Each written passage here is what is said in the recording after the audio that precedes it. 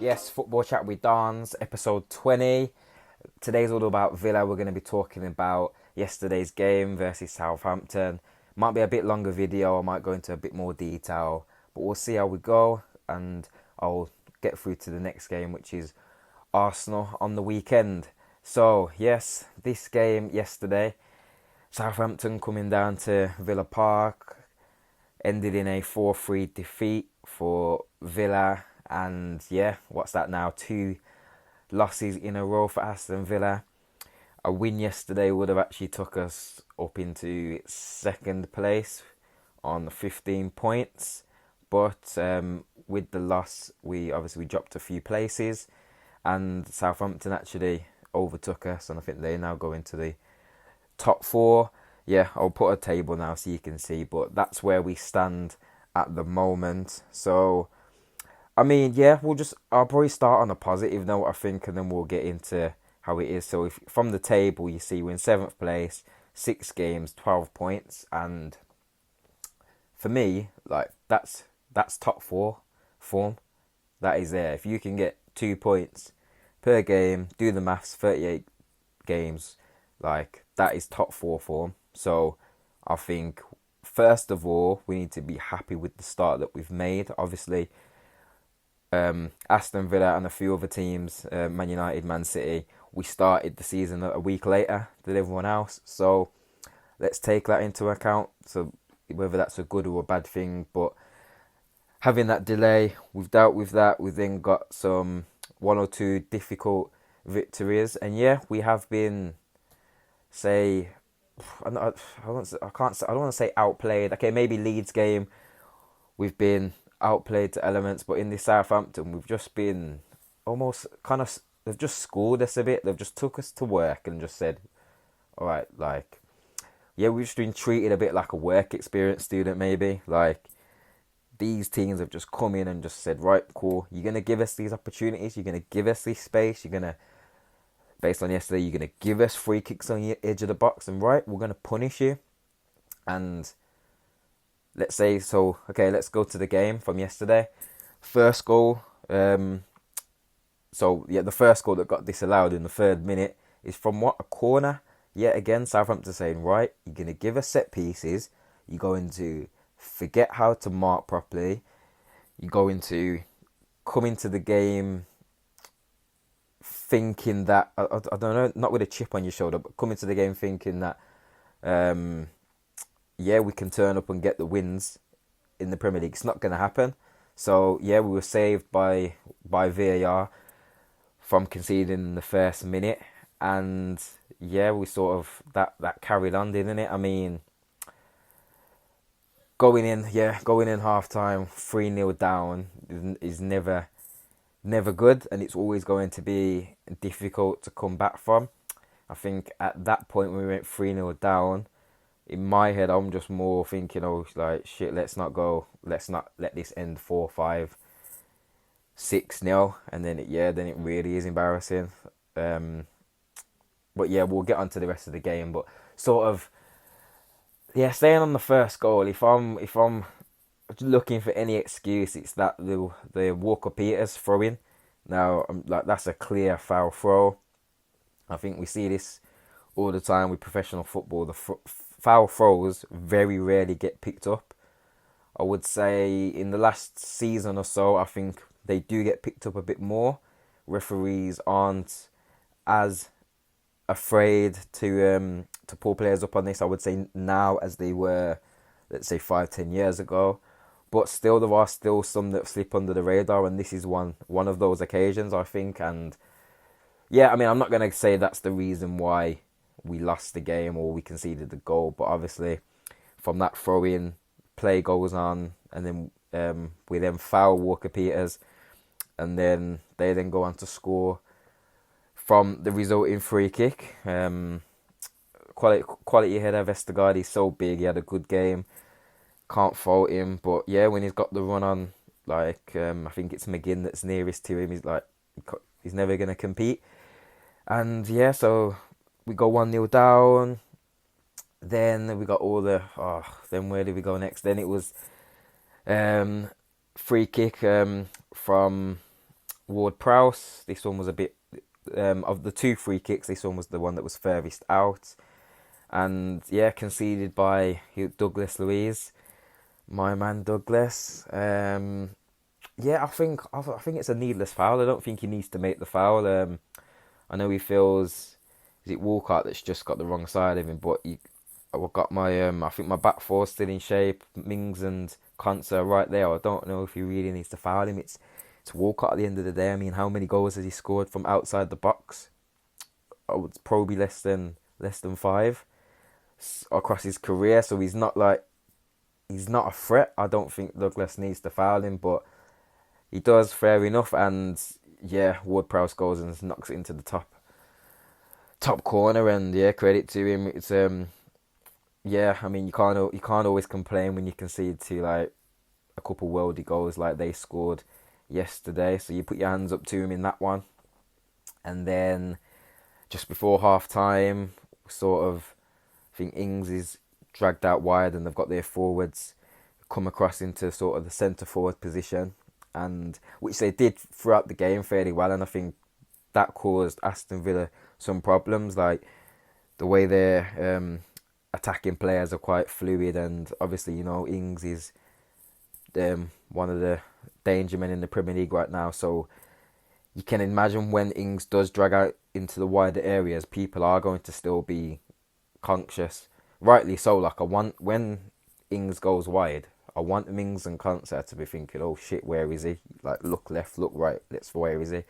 But at the same time, we need to be careful that we don't get caught out with our shape. And yeah, this is a long-winded way of saying it, but it happened also against Leeds for their first goal, and where Mings was dragged out wide onto the left side of the pitch, and then what that in turn did meant that Konsa was dragged over also, and then when the ball got switched over to the far side, we're then slow to get across, and yeah, then the cross came through and Bamford scored his first goal, similar to the third goal for Southampton. So again, the defence is shifted over to the left side. Matty Cash finds himself in the middle.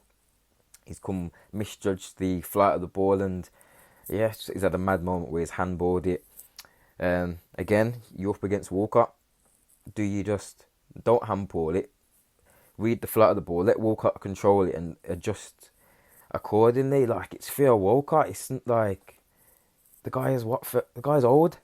I mean, I don't know. Matty Cash has had a mad couple of games.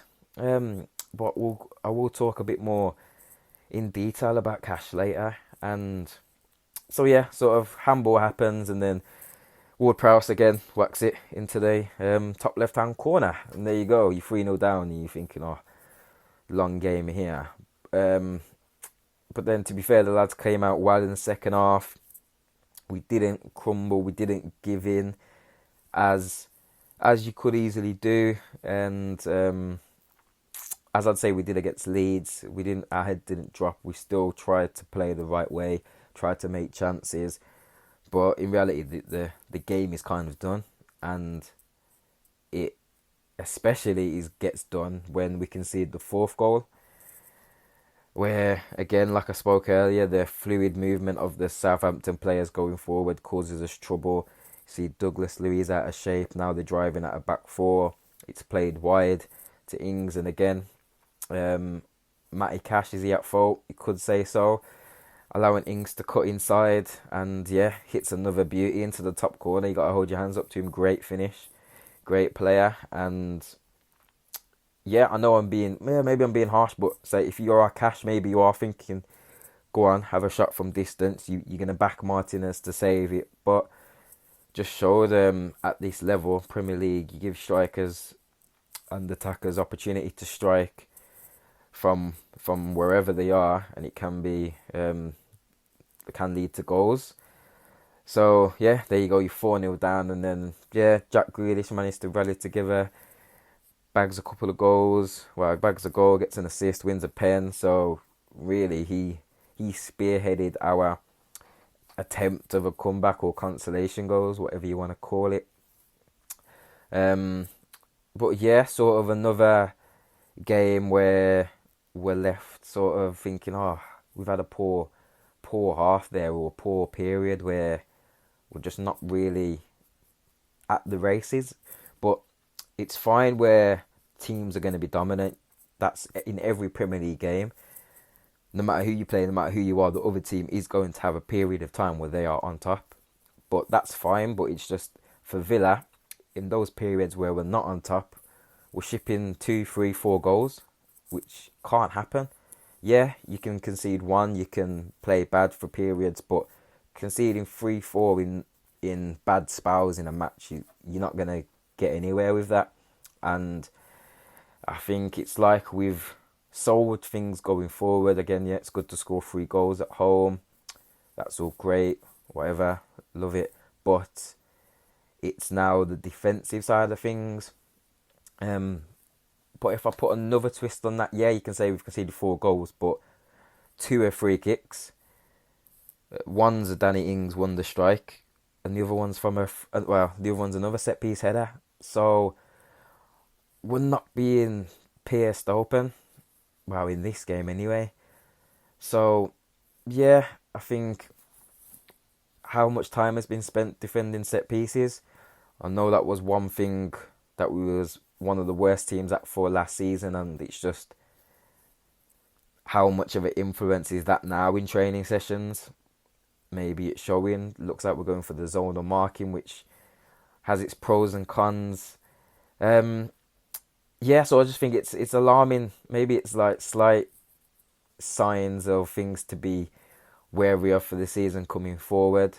Overall, I'm still saying positive.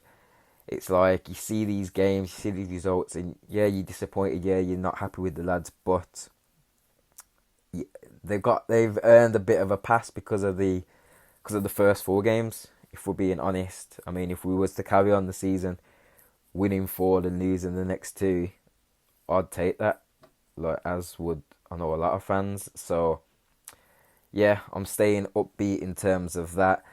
I was on the phone to my dad earlier talking about Matty Cash, and he's not sold on him. He's yet to be convinced whether he's going to prove to be a Premier League player.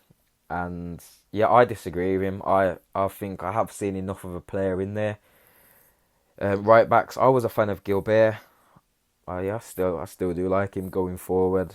I liked his attitude. I think he's a good quality player.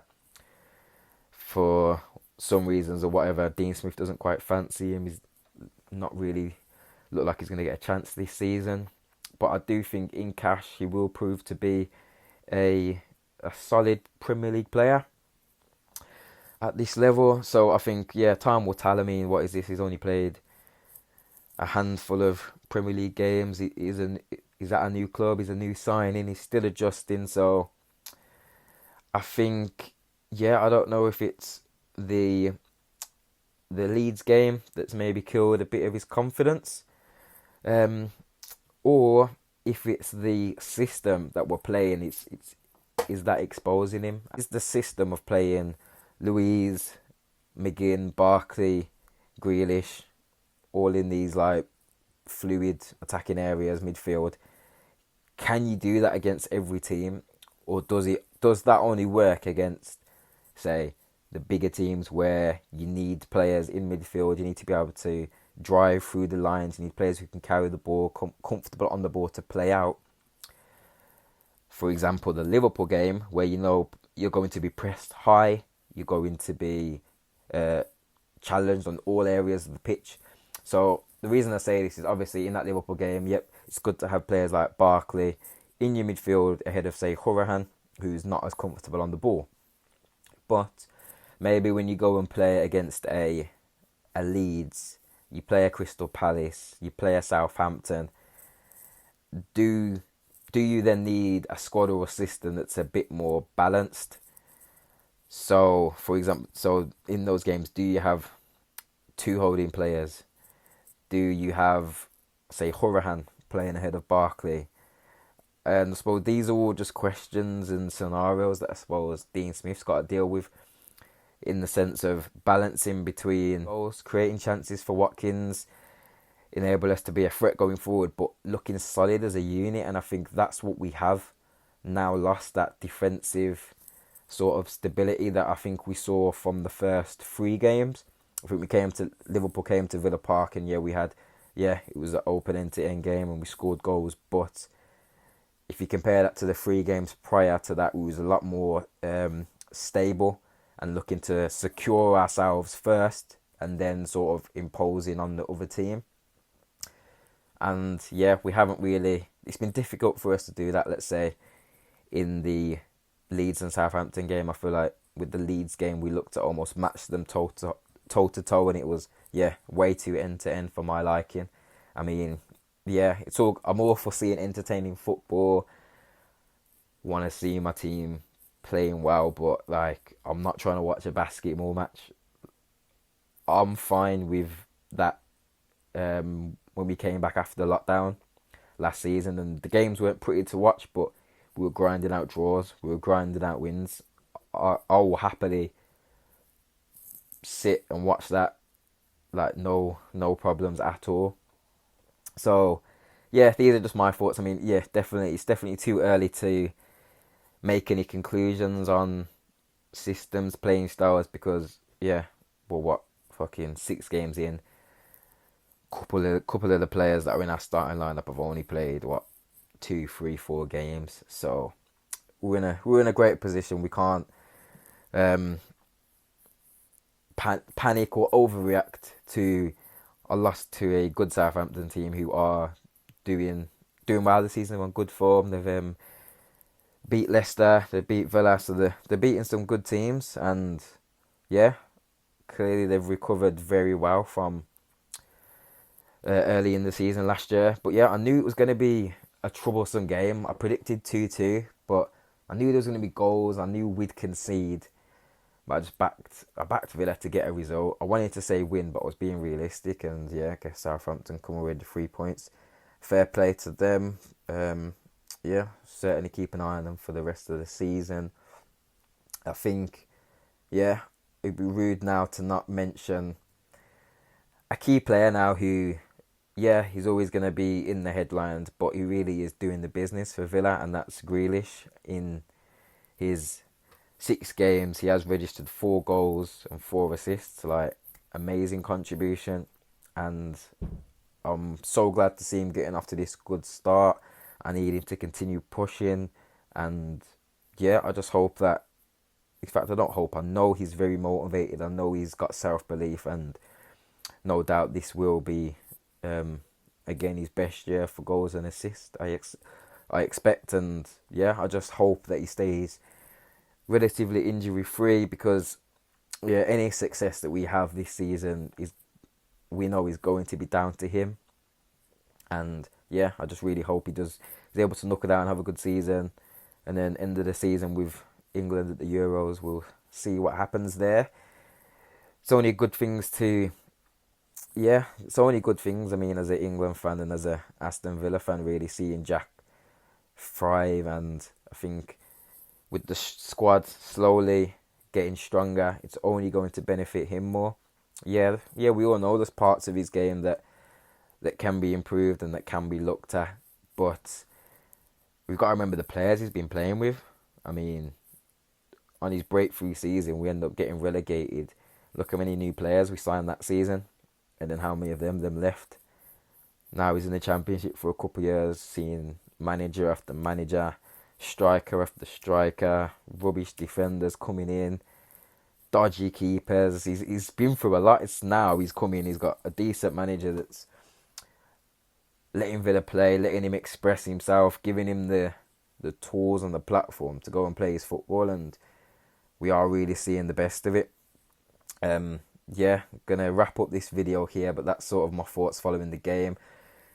Villa play Arsenal next, and later this week I will be dropping a preview video talking all things in terms of that game. I should have a special guest also on my video, so look out for that. If you haven't already, subscribe. That will be somewhere on the left here, I'll put it. And then also, if you like the video, you want to see more, click here to see and listen to another one of my videos. But up the Villa,